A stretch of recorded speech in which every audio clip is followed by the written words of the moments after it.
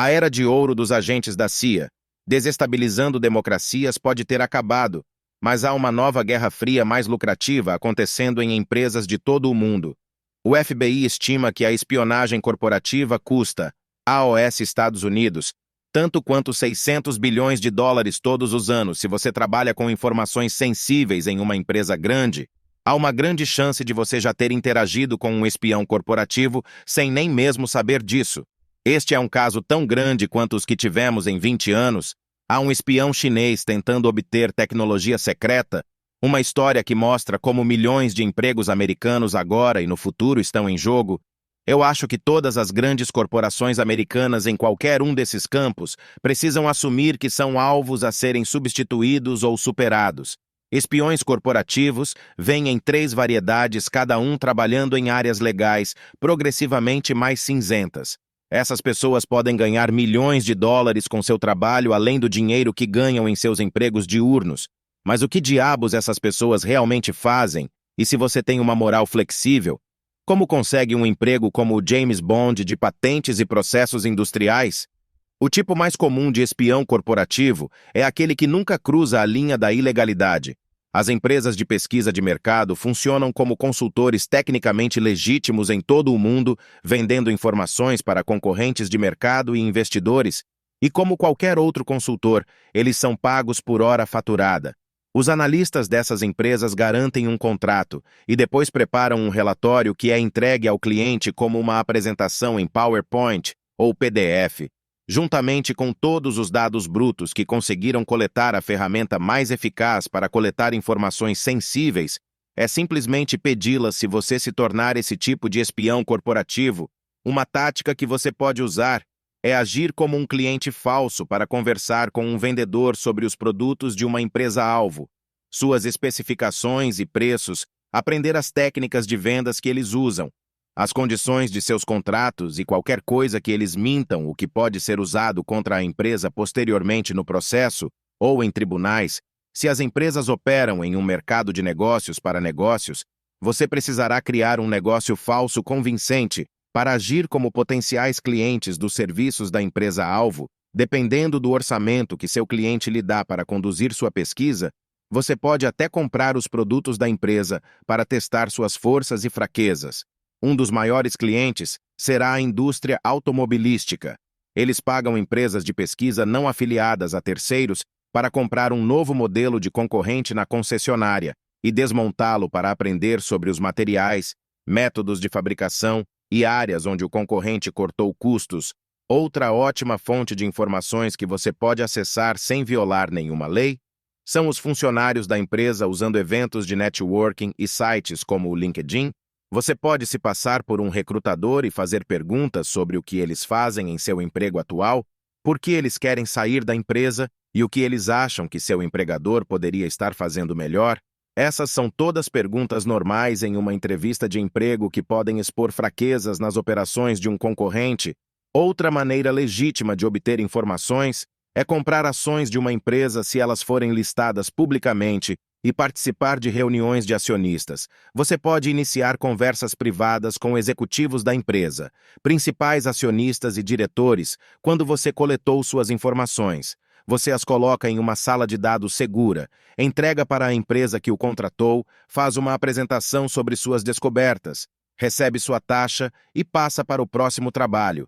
A empresa pode usar essas informações para fazer negociações melhores, se estiver em um fundo de investimento, ou lançar um produto mais competitivo no mercado. Se for um concorrente da indústria, insiders que trabalham nesse campo relataram que a parte mais difícil desse trabalho não é a operação clandestina, mas sim encontrar clientes. Os investigadores precisavam divulgar seus serviços, mas não podiam fazer isso muito bem. Ou seus alvos em potencial descobririam quem eles são e o que estão fazendo. A coleta de informações de inteligência investigativa.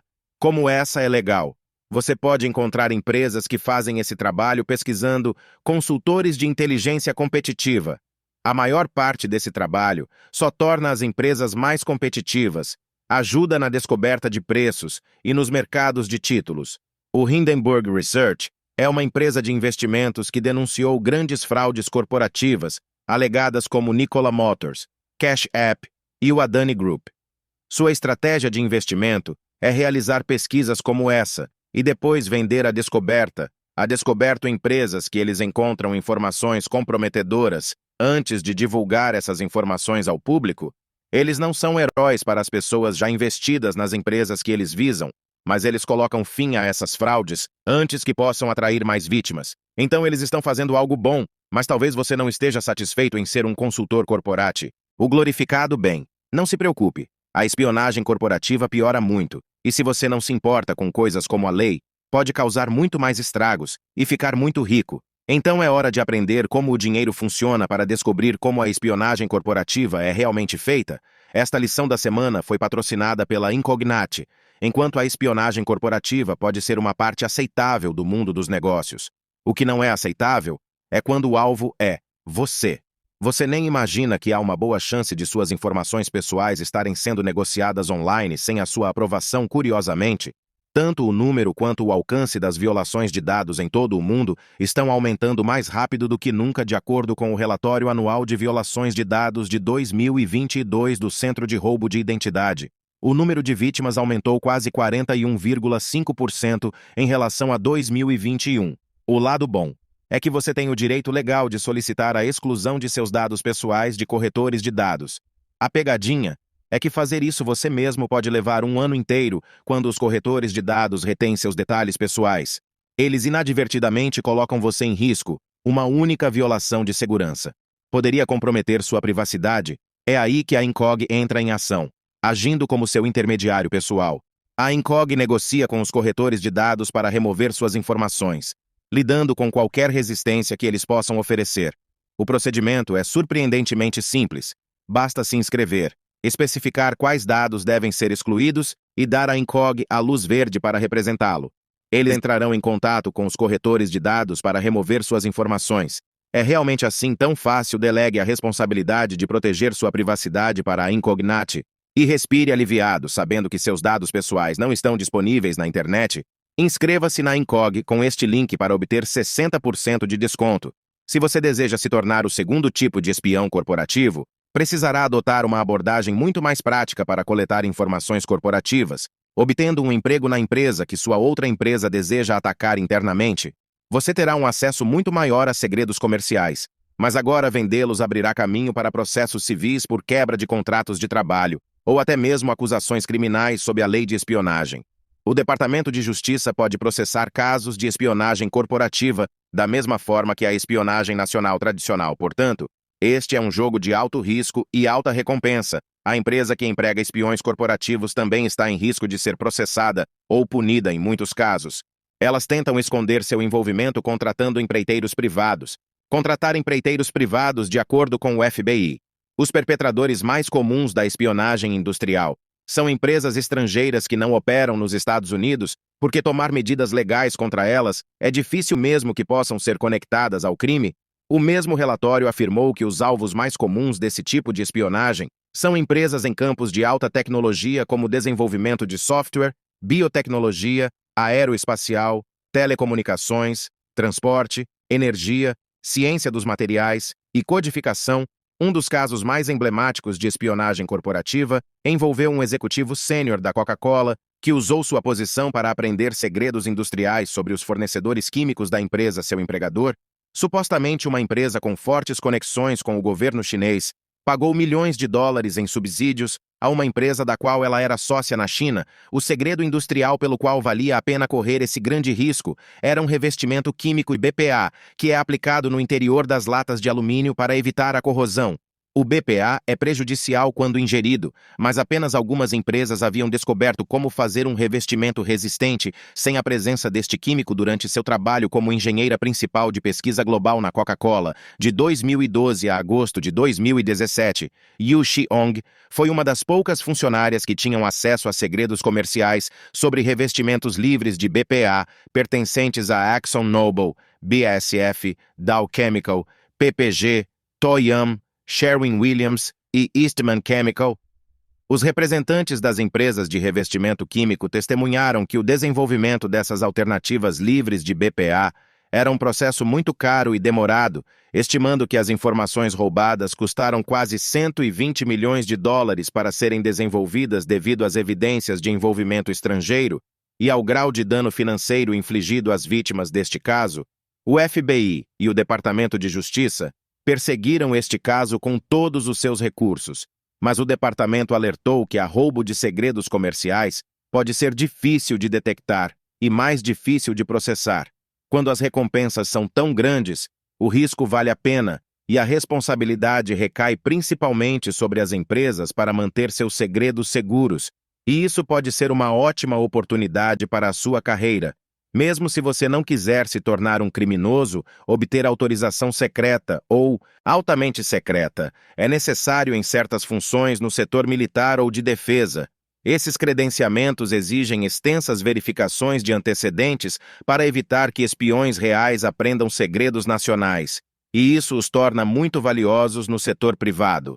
As empresas não têm os mesmos recursos para realizar verificações de antecedentes, mas se você tiver autorização secreta, será um candidato mais seguro para lidar com segredos industriais, de acordo com a pesquisa de remuneração de empregos com autorização. Funcionários em tempo integral com autorização secreta ganham, em média, $1.890 a mais do que pessoas sem ela, tornando-a mais valiosa do que alguns diplomas universitários. Se você ainda deseja as recompensas ainda mais lucrativas do lado escuro de se tornar um espião corporativo, então você deve saber que está ficando mais difícil, a menos que você tenha a capacidade de fugir para um país que não extradita.